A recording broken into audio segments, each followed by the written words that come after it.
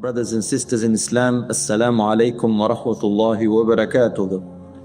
Leaving off from where we finished last week, I introduced to you the Prophet Idrees alayhi salam, and we talked a little bit about him. There's not much about him in our Qur'an and Sunnah, and even in Israelite tradition we don't have too much about Idris alayhi salam. In biblical terms, if you want to know, he is called Enoch, E-N-O-C-H. And in the Qur'an he is Idris alayhi salam. He was born about 250 years before the death of Prophet Adam alayhi salam. He lived a little bit of the time of Adam alayhi salam. And when Adam alayhi salam died and Sheeth, his prophet son, died, Idris alayhi salam took over. And we spoke about his mission and how he came with a new sharia. He was the first where he commanded jihad fi sabilillah, which is to fight off and ward off evil, but this time needing to take up arms against the corrupted people of Qabil, who were also getting used to killing. And we said that zina, adultery and fornication had become widespread. We spoke about Idris alayhi salam, that he was the first, it is narrated, that is the first to have wrote with the pen. Allah subhanahu wa ta'ala does say in the Qur'an, الَّذِي عَلَّمَ بِالْقَلَمِ. Allah is the one that taught man with the pen. And what this means is that we write and we preserve information, knowledge, history, and pass it on from generation to generation. Idris alayhi salam was a tall man. He was approximately the same height as Adam alayhi salam, 50 to 60 dhira. Dhira means, in Arab terms, from the elbow to the end of your finger. That's one dhira. He was about 50 to 60. Adam alayhi salam was 60 here. And he was a very handsome man, Idris alayhi salam. He was broad-shouldered. He was very wise. When he walked, he had long strides. He'd look at the ground a lot, which shows us that he was a man who thought a lot, he pondered a lot. He didn't waste his time.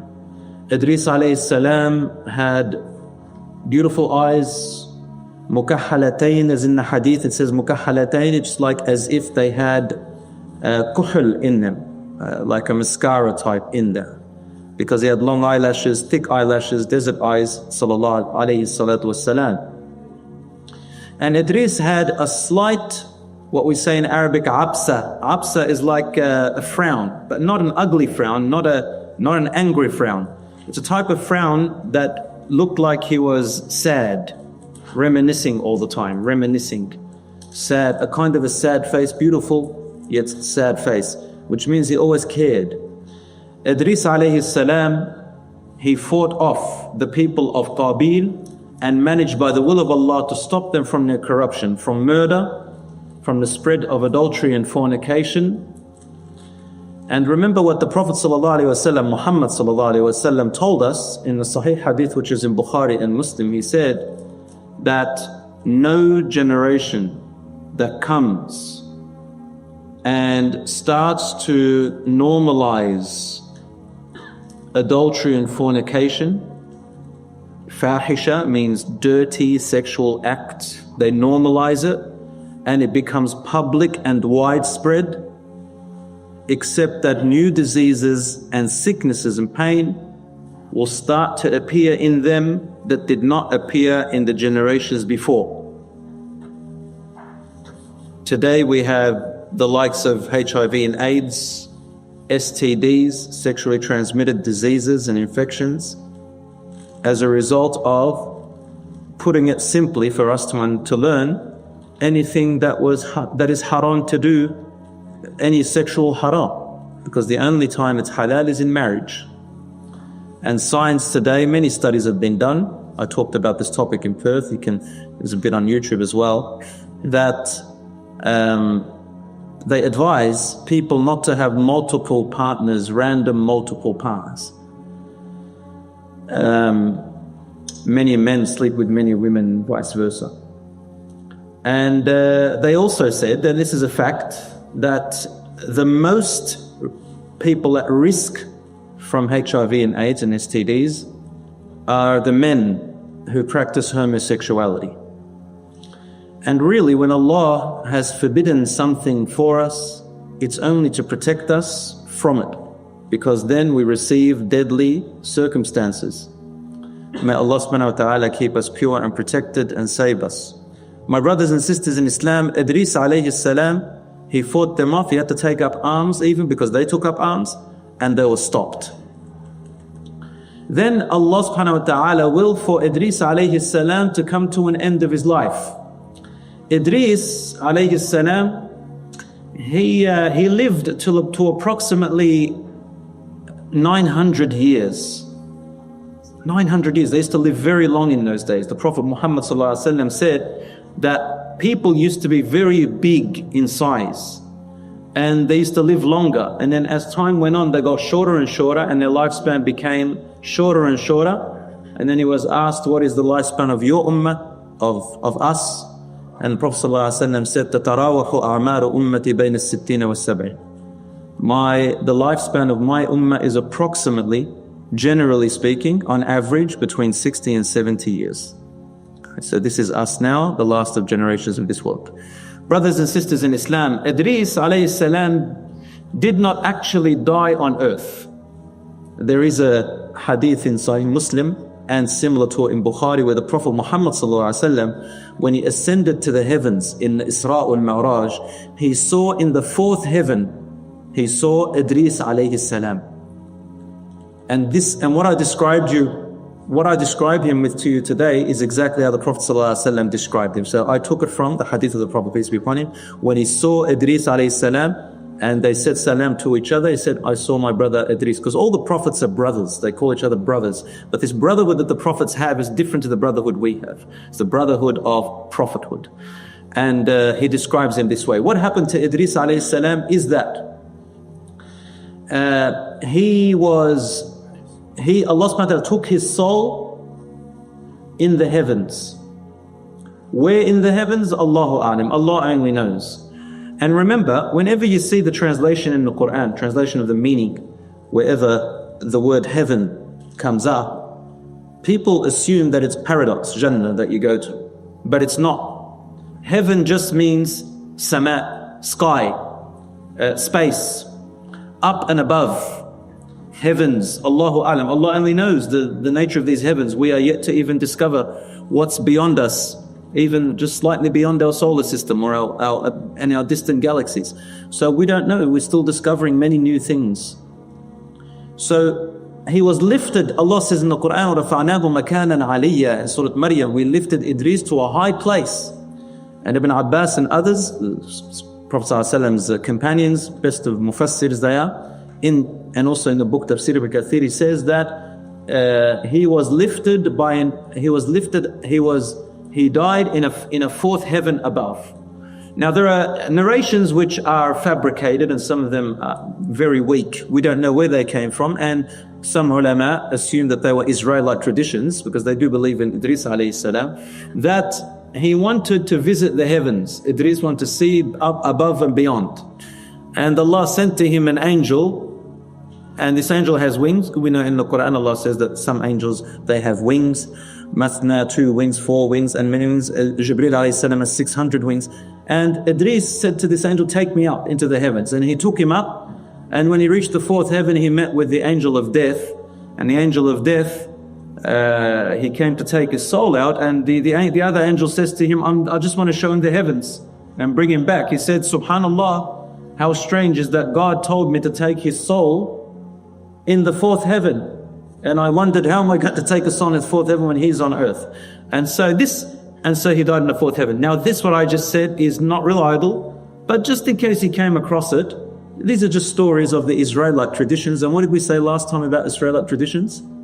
The Prophet ﷺ told us You can read and talk about Israelite traditions as much as you want. That's okay, no problem with that. Reading the old scriptures of the Jews and the Christians, that's fine. They're the Israelites. The Jews and the Christians are the Israelites. Bani Israel are the children of Yaqub, Prophet Yaqub alayhi salam, Jacob, from who Yusuf alayhi salam was born, and other prophets. So Yaqub alayhi salam is Israel, and from him came the Jews and the Christians of today. So we're allowed to read their scriptures and learn from them. And he said, however, but do not, he said, do not confirm or deny. Don't believe it. لا تصدقوهم ولا تكذبوهم. This hadith is in Bukhari and Muslim. Do not believe what they say, but don't also deny what they say. And he said, instead you should say, if you come across Israelite traditions that are not in the Qur'an, they're not in hadiths, in Sunnah, we don't know about them. And very importantly, brothers and sisters, so long as they do not oppose any of our beliefs in the Qur'an. Prophet ﷺ is to say, so long as they do not oppose the teachings of the Qur'an, then hadithu, talk about it as much as you want, read about it.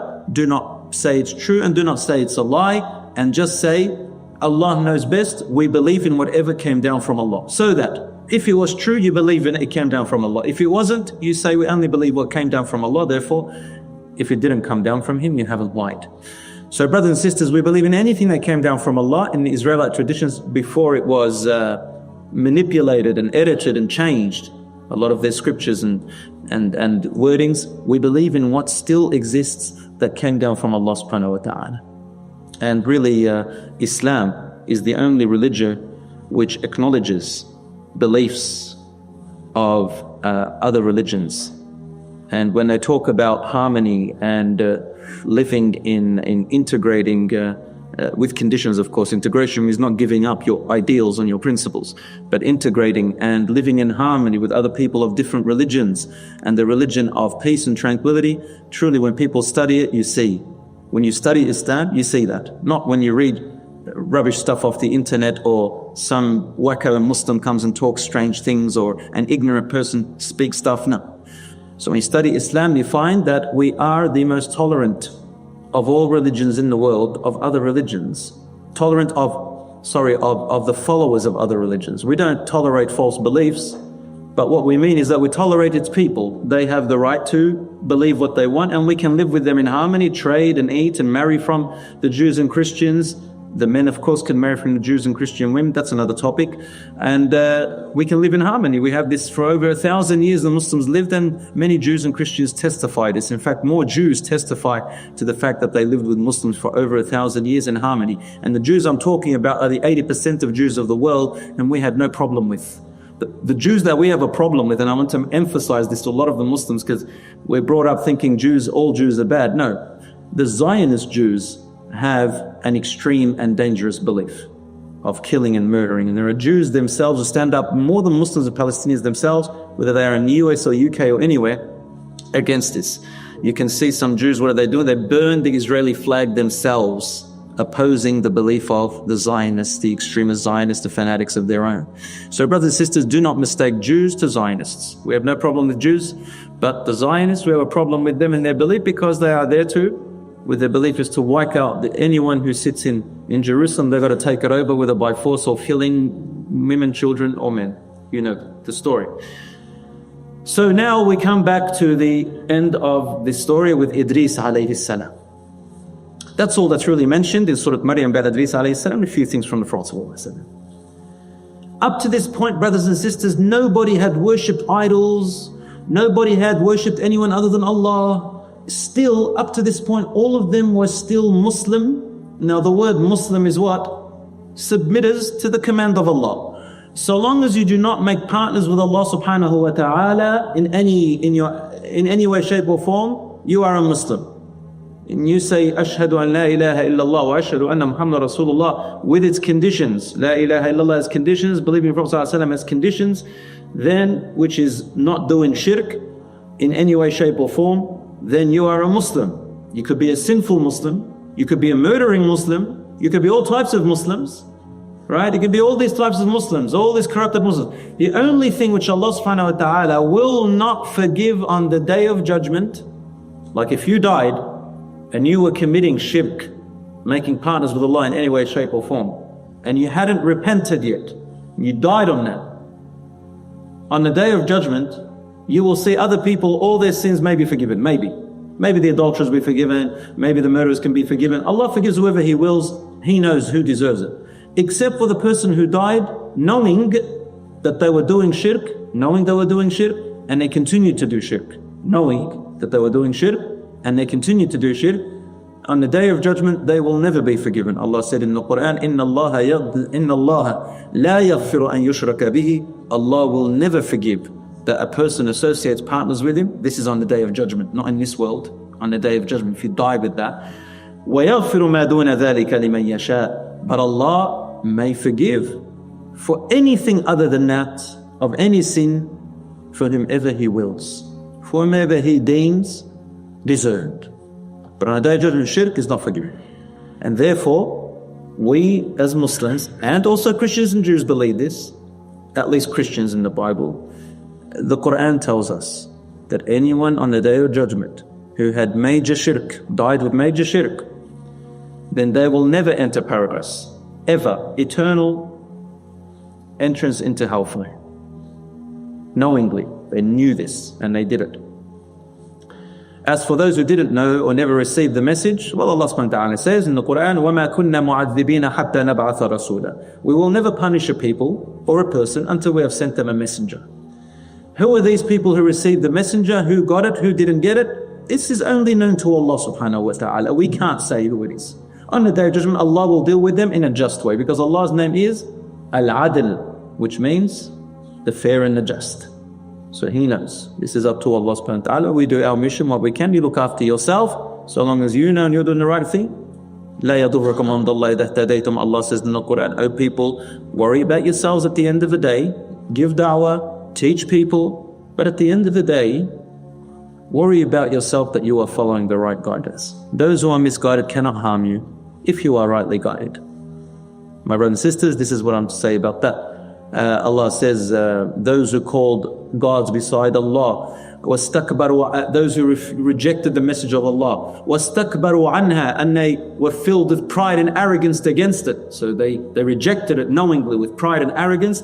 لَا تُفَتَّحُ لَهُمْ أَبْوَابُ السَّمَاءِ. The heavens, the doors of the heavens will never open up for them. They will never be able to go through them.